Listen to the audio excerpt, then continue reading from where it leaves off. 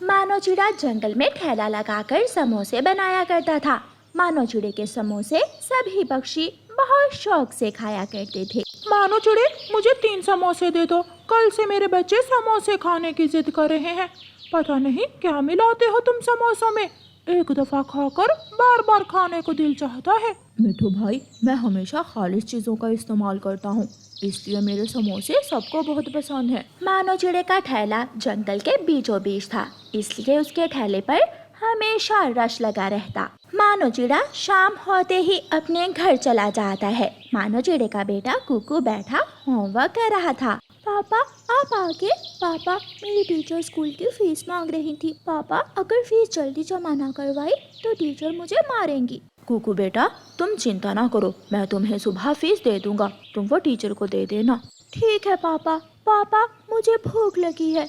ये लो, ये समोसे खा लो। फिर वो दोनों बाप बेटा समोसे खाकर सो जाते हैं। अगले दिन मानो चिड़ा फिर से अपना ठेला लगा लेता है। कालू जी, मेरा भाई आने वाला है आज। मेरे भाई को मानो चिड़े के समोसे बहुत पसंद है। जाओ, मानो चिड़े से 10 समोसों का कहे आओ। अच्छा गौरी पत्नी जी, मैं अभी जाता हूँ। कालू समोसे लेने के लिए मानो चिड़े के ठेले पर जाता है। मानो, दोपहर को गौरी का भाई आने वाला है, तुम 10 समोसे बनाकर दे जाना। याद रहे, समोसे गर्मा गर्म होने चाहिए। ठीक है कालू, समोसे पहुंचा दूंगा मैं, तुम फिक्र ना करो, गरम ही होंगे। थोड़ी ही देर में जंगल में गहरे बादल आ जाते हैं और बारिश शुरू हो जाती है। ये अचानक से बारिश कैसे शुरू हो गई? मुझे कालू के घर समोसे पहुंचा कर आने हैं। मानो चिड़ा ऐसे सोच ही रहा था कि वहाँ कबूतर आ जाता है। मानो चिड़े, मुझे 5 समोसे दे दो। बारिश में समोसे खाने का तो अपना ही मजा होता है। कबूतर भाई, समोसे तो खत्म हो गए हैं, बारिश की वजह से आग ही नहीं जल रही, मुझे माफ कीजिएगा। मानो, तुम ऐसे झूठ क्यों बोल रहे हो? ये जो साइड पर समोसे रखे हैं, वो किसके लिए रखे हैं? कबूतर, मुझे कालू ने 10 समोसों का ऑर्डर दिया था, ये उसके समोसे हैं। मानो चिड़ा कालू कौवे के घर समोसे देने जाता है। मानो चिड़ा कालू के दरवाजे पर दस्तक देता है। कालू भाई, समोसे ले ले। कालू जी, मेरा भाई तो आया नहीं, अब इन समोसों का क्या करना? किसी न किसी तरह इसे वापस भेज दो। तुम चिंता ना करो, मैं अभी कुछ करता हूँ। कालू कौवा बाहर जाता है। लाओ 2 समोसे। ये समोसे तो ठंडे पड़े हैं, तुम्हें तो गरम गरम समोसों का कहा था। जाओ, ले जाओ ये समोसे, हमें नहीं चाहिए ऐसे ठंडे और बेस्वाद समोसे। कालू भाई, अगर आप ये समोसे नहीं लोगे तो मेरा बड़ा नुकसान हो जाएगा, प्लीज आप मेरे साथ ऐसा ना करें। मगर कालू कौवा मानो चिड़े की कोई बात नहीं सुनता और अपने घर चला जाता है। मानो चिड़ा भी उदास दिल के साथ अपने घर चला जाता है। घर जाकर मानो चिड़ा देखता है कि बारिश के पानी से उसके आलू की बोरी से बदबू आ रही थी। ये क्या हुआ? मेरे सारे आलू खराब हो गए। मुझे तो आज कुकू के स्कूल की फीस भी जमा करवानी थी, अब मैं क्या करूं? मुझे कुछ तो करना होगा। मानो चिड़ा बहुत देर तक सोचने के बाद चील के पास जाता है। चील रानी जी, मुझे कुछ पैसों की जरूरत है, क्या आप मुझे कुछ पैसे उधार दे सकती हो? मैं तुम जैसे गरीब पक्षियों को उधार नहीं देती हूँ। अगर तुम्हें वाकई पैसों की जरूरत है तो तुम्हें मेरा एक काम करना होगा। जी जी बताइए, मैं कर दूंगा, बस मुझे पैसों की बहुत जरूरत है। बारिश बहुत तेज हो रही है, मेरे पुराने घर में कुछ सामान रखा हुआ है और वो घर बहुत कमजोर है। तुम मुझे वहाँ से मेरा वो सामान ला दो। और हाँ, याद रखना, अगर इस तेज बारिश में तुम्हें कुछ हो गया तो मैं जिम्मेदार नहीं होंगी। ठीक है चील दी, मैं ला दूंगा। मानो चिड़ा जैसे तैसे अपनी जान पर खेलकर चील का सामान ला देता है और पैसे लेकर अपने बेटे कुकू की स्कूल की फीस जमा करवा देता है। ऐसे मानो चिड़ा अपने बेटे को पढ़ाने के लिए बहुत मेहनत करता। वो मुश्किल से मुश्किल काम भी कर लेता, मगर अपने बेटे को किसी चीज की कोई कमी न होने देता। यूं ही समय बीत जाता है। आखिर कुकू पढ़ लिख कर बड़ा ऑफिसर बन जाता है। पापा, मुझे अब दूसरे जंगल जाना होगा, मैं अब यहाँ नहीं रह सकता। कुकू बेटा, क्या तुम मुझे छोड़कर चले जाओगे? अपने बाप को बेसहारा छोड़ जाओगे? पापा, मैंने आपसे कई बार कहा है, मगर आप हो कि इसी जंगल से दिल लगा के बैठे हो। मगर मुझे मजीद कामयाब होने के लिए यहाँ से जाना पड़ेगा। अगले ही दिन कुकू वहाँ से चला जाता है और मिठू तोते को अपने पापा का ख्याल रखने के लिए कह जाता है। कुछ दिन यूं ही गुजर जाते हैं। कितने दिन हो गए, कुकू ने मुझे एक कॉल भी नहीं की। मैं खुद ही कॉल करता हूँ। कुकू बेटा, कैसे हो? क्या तुम्हें अपने बाप की याद नहीं आती? मेरे कान तरस गए तुम्हारी आवाज़ सुनने को। पापा, मैं आपको बाद में कॉल करता हूँ। कुकू कॉल काट देता है। मानो चिड़ा बार बार कॉल करता है मगर कुकू काट देता है। आखिर कुकू कॉल उठाता है। आपको समझ में नहीं आती एक बार मेरी बात? मैं बहुत बिजी हूँ, अब मुझे कॉल मत कीजिएगा। अपने बेटे की बातें सुनकर मानो चिड़े की आंखों में आंसू आ जाते हैं। मानो यार, तुम क्यों रो रहे हो? जिस संतान को अपनी जान से बढ़कर चाहा, इतनी मोहब्बत दी, आज वो इतना मसरूफ़ है कि मरते हुए बाप से बात करने का भी वक्त नहीं है उसके पास। मानो चिड़ा एक लंबी सांस लेता है और मर जाता है। मिठू कुकू को बुलाता है और वो तुरंत सब छोड़ छाड़ कर वापिस आ जाता है। पापा, मेरे पापा, आप मुझे छोड़कर क्यों चले गए? मुझे माफ़ कर दें, मुझे इतनी बड़ी सज़ा मत दें। जो गुजर गया वो लौटकर कब आता है वापिस? आखिर अब कुकू पछताता रह जाता है। वो सब हासिल तो कर लेता है मगर पछतावा हमेशा के लिए रह जाता है। प्यारे दोस्तों, अपने माता पिता की इस ज़िंदगी में कदर करें, उनका ख्याल रखें ताकि कभी भी हमारे दिल में कोई पछतावा न रह जाए। आपका धन्यवाद। रानो चिड़िया की शादी एक शहजादे के साथ होने वाली थी। रानो चिड़िया का घर खूबसूरत फूलों के साथ सजा हुआ था। कहीं खूबसूरत कपड़े तैयार हो रहे थे तो कहीं खूबसूरत गहने रखे हुए थे। रानो चिड़िया की सहेलियाँ रानो चिड़िया के पास बैठी गीत गा रही थीं। मेरी बेटी सुबह चली जाएगी, मेरा घर तो सूना हो जाएगा। रानो चिड़िया की माँ की आंखों में आंसू थे। मैं आपके पास ही तो हूँ, मैं हर रोज आपसे मिलने आया करूँगी। अगले दिन रानो चिड़िया को खूबसूरत गहने पहनाकर तैयार किया जाता है। रानो चिड़िया किसी शहजादी से कम नहीं लग रही थी। रानो देखो, बाहर बारात आ गई है, मानो भाई बहुत सुंदर लग रहे हैं। रानो चिड़िया खिड़की से अपनी बारात देखती है। रानो देखो, कितनी प्यारी बग्गी है, वाह। मानो चिड़ा एक खूबसूरत बग्गी पर बैठा हुआ था। कुछ पक्षी उसके ऊपर फूल और पैसे फेंक रहे थे। फिर रानो और मानो चिड़े की शादी हो जाती है। रानो चिड़िया और मानो चिड़ा बग्गी में बैठे बहुत खूबसूरत लग रहे थे। रानो, हमारे यहाँ रवाज है और अगर मैं इसे एक तोहफा कहूँ तो वो भी गलत नहीं होगा। इस पेड़ के नीचे खड़े होकर पति और पत्नी जो पहली विश मांगे वो पूरी होती है। तुम बताओ, हम क्या मांगे? सोच समझ कर मांगना, क्योंकि विश सिर्फ एक ही पूरी होगी। मानो जी, मुझे गरीब पक्षियों की मदद करके बहुत खुशी होती है। मैं चाहती हूँ कि मेरे पास कोई ऐसा जादू हो कि मैं सबकी मदद कर पाऊँ। मेरा पंख पकड़ो।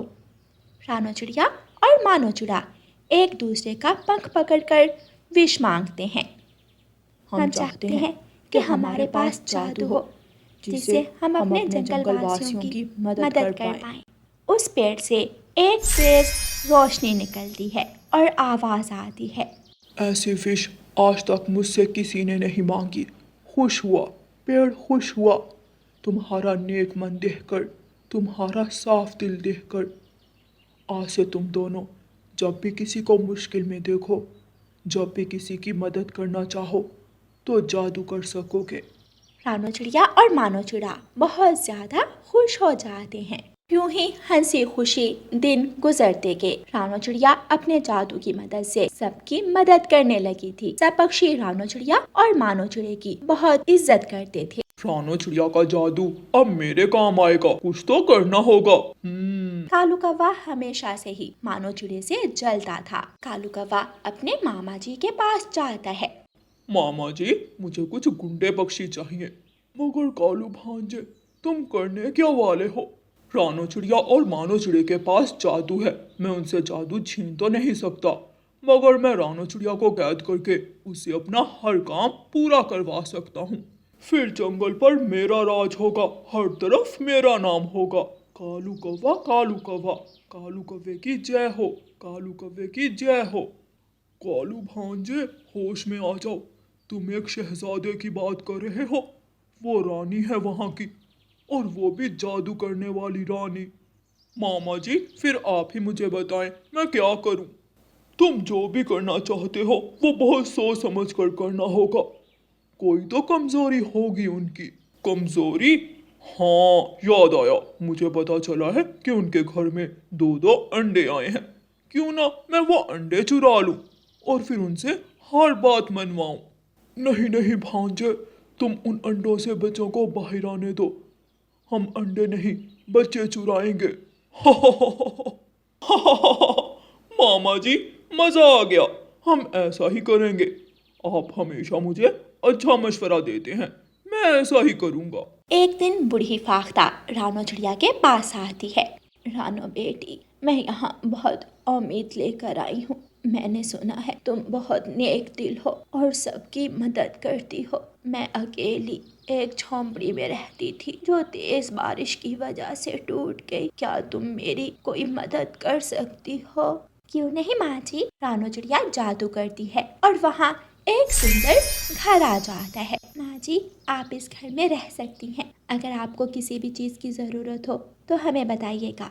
शुक्रिया बेटी, ऊपर वाला तुम्हें खुश रखे। फिर कालू कौवा रानो चिड़िया के पास आता है। रानो चिड़िया, मेरी मदद करो। मैं दूसरे जंगल से आया हूँ। मुझे एक रात अपने घर रहने की इजाजत दे दो, मैं कल वापस चला जाऊंगा।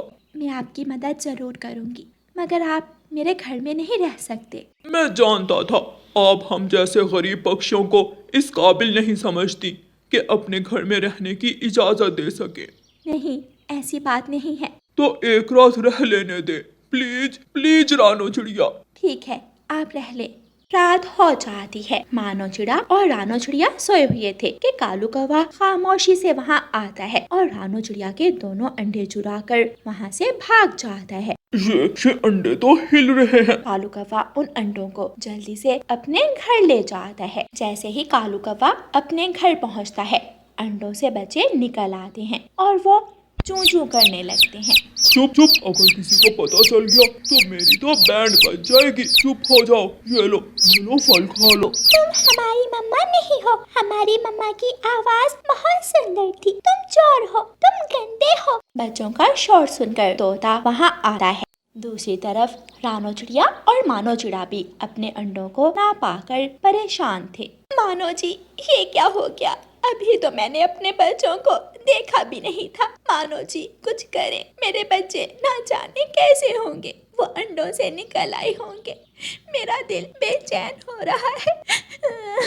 तोता रानो चिड़िया के घर जाता है। दरवाजा खोले, जल्दी से दरवाजा खोले। नौकर पक्षी आकर दरवाजा खोलता है और तोते को अंदर ले जाता है। मानो जी, आपके बच्चे कालू कौवे के पास हैं, जल्दी चलें।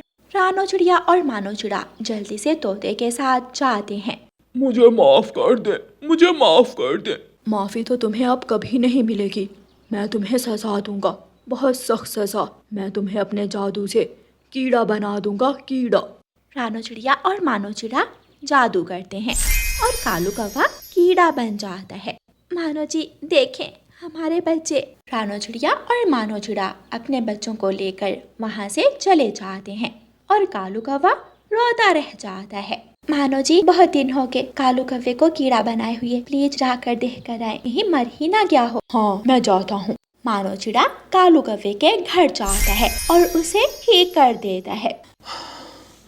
आज बहुत दिनों बाद मुझे खुलकर सांस आया है। दोबारा मेरे घर की तरफ देखना भी मत। नहीं नहीं देखूंगा, कभी नहीं देखूंगा। फिर कालू कौवा भी शादी करने का सोचता है और वो जल्द ही गौरी कौवी से शादी कर लेता है और गौरी को लेकर उसी पेड़ के नीचे जाता है। गौरी, तुम विश नहीं मांगोगी, मैं मांगूंगा, और जो मैं कहूँगा तुम भी वही कहोगी। क्यों?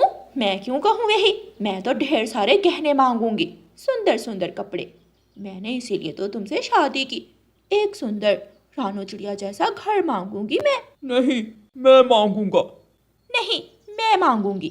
वो दोनों वहाँ शोर मचा देते हैं। पेड़ से तेज रोशनी निकलती है। भाग जाओ यहाँ से। कुछ नहीं मिलेगा तुम्हें। मिलेंगे तो जूते। कफी और कालू कौवा एक दूसरे का मुंह देखने लगते हैं और वहाँ से भाग जाते हैं। उनके हाथ कुछ भी नहीं आता। प्यारे दोस्तों, इस कहानी को लाइक, अपने दोस्तों के साथ शेयर और चैनल को सब्सक्राइब करना बिल्कुल मत भूलना। आपका धन्यवाद।